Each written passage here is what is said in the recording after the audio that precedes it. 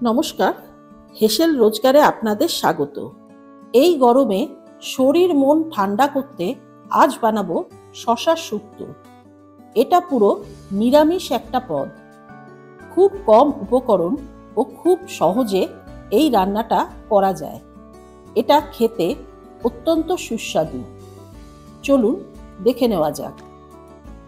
এখানে আমি 3টে শশা নিয়েছি। ফোড়নের জন্য লাগবে 2টো তেজপাতা, 2টো শুকনো লঙ্কা, 1 টিস্পুন পাঁচফোড়ন আর 2 টিস্পুন কালো সর্ষে। সর্ষেটা একটু বেশিই নিতে হবে। বড়া তৈরি করবার জন্য 1 কাপ মটর ডাল নিয়েছি।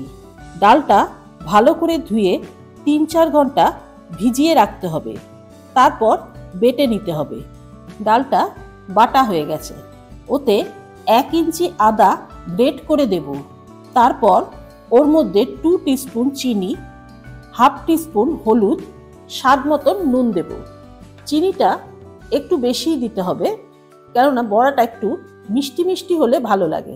তারপর ভালো করে ফেটাতে হবে। যত ভালো ফেটানো হবে বড়াটা ততটা সফট হবে। মটর ডালটা ভালো করে ফেটানো হয়ে গেছে। এবার শশাগুলোকে কাটবো। শশাগুলো সাইডগুলো ফেলে খোসা ছাড়িয়ে নেব। তারপর শশাটার মাঝখান দিয়ে কেটে পিস করে নিতে হবে। পিসগুলো যেন একটু পাতলা করে কাটা হয়, তাহলে সেদ্ধ হতে সময় লাগবে না। শশাগুলো কাটা হয়ে গেছে। এবার একটা প্যান নিয়ে তাতে 2 টেবিল স্পুন সর্ষের তেল দেব। তেলটা গরম হলে বড়া ভাজতে হবে। বড়াগুলো কিন্তু ছোট ছোট করে ভাজতে হবে।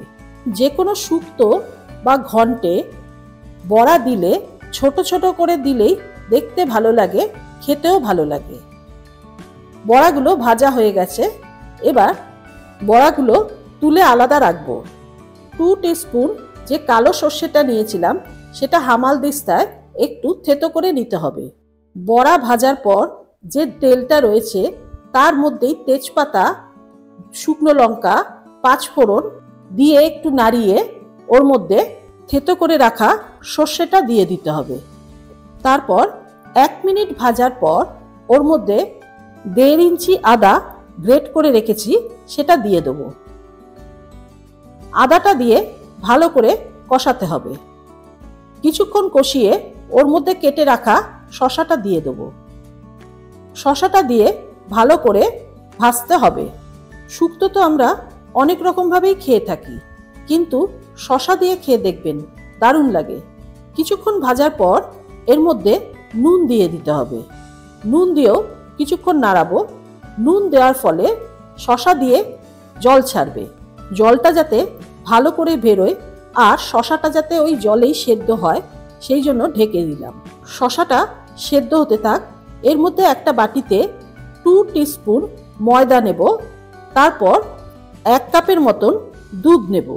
ময়দাটা দুধের সাথে ভালো করে মেশাতে হবে। খেয়াল রাখতে হবে কোনোভাবেই যেন লাম্পস না থাকে। এবার ঢাকনাটা খুলে দেখে নিই শশাটা সেদ্ধ হয়ে গেছে কিনা। অনেকটাই সেদ্ধ হয়ে এসছে। এবার এর মধ্যে ময়দা মেশানো যে দুধটা সেটা দিয়ে দেব। আরও 1 কাপের মতন জল ওর মধ্যে দিতে হবে।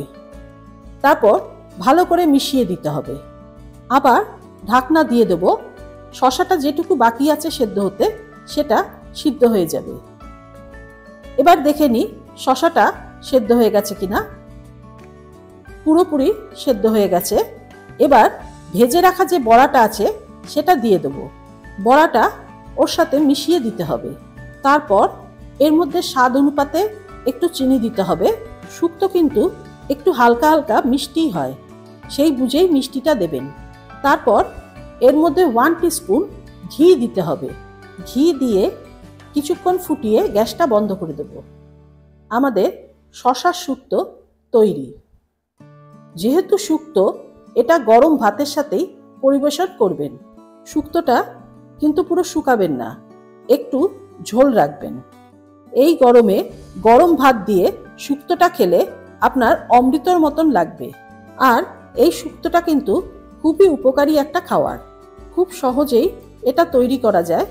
যেসব উপকরণ লাগে সেগুলো সাধারণত বাড়িতে থাকেই। রান্নাটা যদি ভালো লাগে প্লিজ সাবস্ক্রাইব করবেন আর কমেন্টে জানাবেন যে রান্নাটা আপনার কেমন লাগলো।